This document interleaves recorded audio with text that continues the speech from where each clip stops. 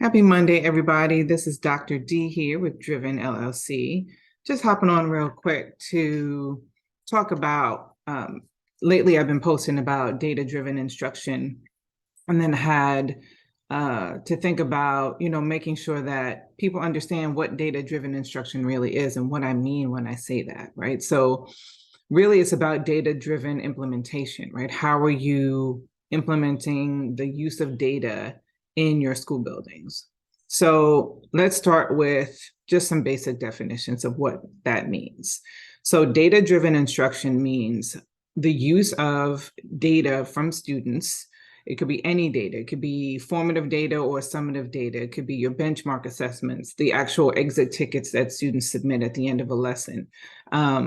So those instructional pieces, those are the data pieces that adults come together, take a look at, analyze to see what errors students are making, discussing why they may be making those errors, and then planning on how to address those errors, right? So that's using data to inform instruction. A part of that as a school leader is making sure that you're having discussions with your teachers to ensure that they understand how to use data. That's on a very low level.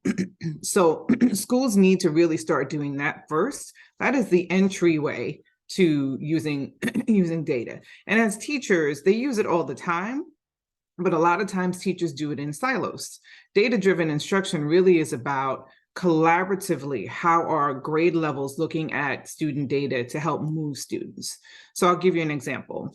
In elementary school, data-driven instruction using the data cycle, which is a 6-step process, means, say, for example, benchmarks are given 3 times a year, beginning, middle, and end. At the beginning of the year, 4th grade teachers will get together and look at the power standards that students are doing well in and the ones that they're really having a challenge in. And this is across 4th grade. So let's say there are 3 4th grade teachers. It's about 75 kids, let's say.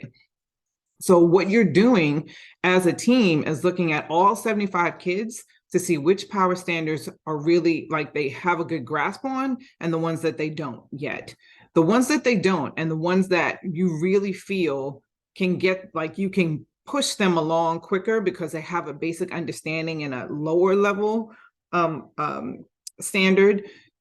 Those are the ones that you concentrate on, right? And then you start thinking about, when I say those, I mean those standards, not those students, because the goal is all students are moving, right? And so what in that process of the DDI cycle, when you identify those standards, now you start to talk about setting a goal. What goal can you reach? What is realistic? So let's say out of those 75 students, 50% are proficient in a standard and the other 50 are not. Your goal in 3 months' time or 2 months' time is to move that 50 to 70 or to 65 or, but be realistic. This is where the SMART goal comes into play with this DDI cycle. Don't make it so that it's so difficult to reach that you are not able to be successful in meeting that goal. Because if you're not successful, the kids aren't successful, and then nobody feels good about that, right?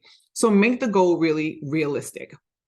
Once you set your goal, you start talking about the strategies that you can use as a grade level. So teacher 1, teacher 2, and teacher 3 in the 4th grade are all doing the same instructional moves, all doing the same thing, because we want to measure apples to apples after 2 or 3 months' time, right?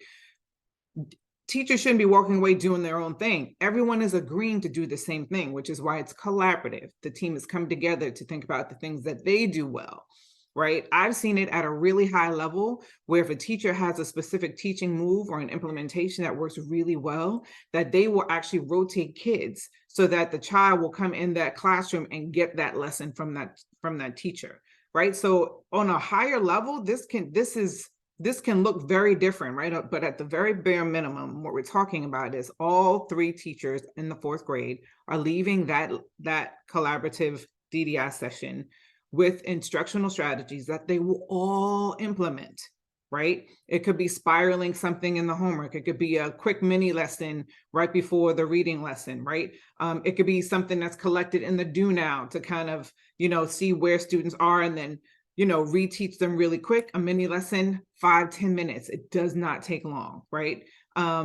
the teachers will agree on what data will be gathered. Are you collecting from the DUNAR? Are you giving a homework assignment, which is really not a really effective way, by the way. The exit ticket that students are using, all of the exit tickets have to be the same. Teacher A can have a different exit ticket for Power Standard 1 than teacher B, because again, that's measuring apples to oranges. We want apples to apples. So it has to be the same across the grade levels. Once they collect that data over, say, 2 weeks, 3 weeks, they come back to the DDI meeting, look at that data to say, and actually they put that data in before they even get to the meeting because they're not wasting time at the meeting implementing data, but they're looking at it and examining students' responses, seeing how they're making progress and capturing it in a spreadsheet. I happen to have participated in a really informative DDI session early in my principalship, and I still have the spreadsheet that's automatically formulated, right? So that's a giveaway actually for the workshop that I'm doing on April 1st and April 8th. But once the teachers provide the data from, the 2-3 weeks of spiraling, reteaching, on this power standard, then you start to see progress. Then you start to see students' names move from red to, to yellow, from yellow to green. And then you celebrate that, right? Like every single time a student is moving, you celebrate that. If there's a student who is not moving, we need to figure out why. And again, that is what that session is for, right? That is your typical DDI. And I'm saying it really quickly, not giving all the meat and potatoes, but you come back every 3 weeks. Now, the DDI Tier 1 cycle should meet every week. Every single week, you should be looking at student work, right? Student work towards that progress. Now, I said 2 to 3 weeks because maybe that's what you set your goal for. Maybe you set it for a month. Maybe you set it for a month and a half. But every single week, you should be having a DDI meeting in your building, specifically on the standards that you all decided to work on as a team, right? The power in this is that, for example, in an elementary school, if every single DDI meeting, K through 5, is working on the same power standard, imagine the power in that in the next year, right? Because now all of the students have been provided support with this one standard or 2 standards, these power standards, where you don't have to go back and reteach that much in the following year because the entire school is now on it. Again, that's on another level, but at the very basic level, at least have your grade levels working on the specific standards within that grade level. And again, the phases of this can grow exponentially when we're talking about actual school-wide vertical alignment of standards across the grades and across the content areas. It is an absolutely powerful tool to use, and that's only Tier 1, right? There is another way to use data, which is so powerful, and I've seen it and used it myself, Tier 2 data, but I'm not going to talk about that because I can go on for quite a while with that one. Also, I can continue with Tier 1, but I'm going to just leave you with that little bit of information so you can kind of let that marinate. And also subscribe below and I will provide you with a comparison chart of Tier 1 and Tier 2 data, the things that need to be in place for them, the who, the what, the why. Well, we know the why, right? So the why is because we owe it to our marginalized students to set them up for success, right? Because the educational system as it currently is broken. Okay, I've been in education for over 30 years. It is broken.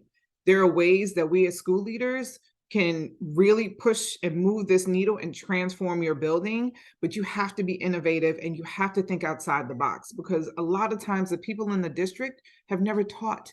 They've never been a principal. They've never been a counselor. They've never been in a school setting in the way that you have and your staff have, so they don't understand what's really needed, right? They're looking at the policies and the politics. We don't have time for that. We got marginalized kids, our Black and brown babies who need us today. So if you're interested and want to know more, subscribe and I will send you the free comparison chart where you can see what it is, the difference between Tier 1 and Tier 2, data-driven instruction collaboratively school-wide, but also the better deal is subscribing for, or actually registering for the workshop April 1st and April 8th. So I know I said a mouthful. I tend to talk when I'm really passionate about something, but I hope this was really helpful for you. If it was, hit me with a like. Yeah, and I'll talk to you soon. Demia Thomas is out. Have a wonderful day. Thank you so much.